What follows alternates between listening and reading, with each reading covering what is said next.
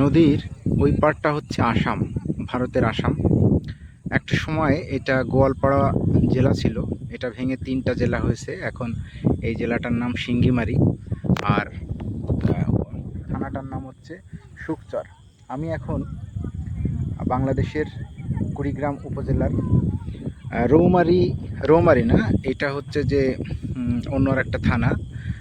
এই চরটার নাম হচ্ছে যে আপনার সাহেবের আলগা।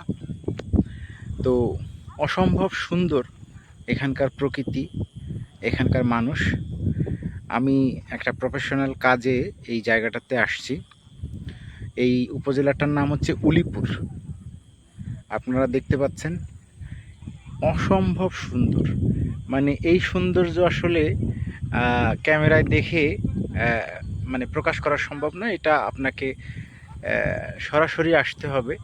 তো যাই হোক, নিজে এক্সপিরিয়েন্স করলাম, আপনাদেরও আসার আমন্ত্রণ থাকবে।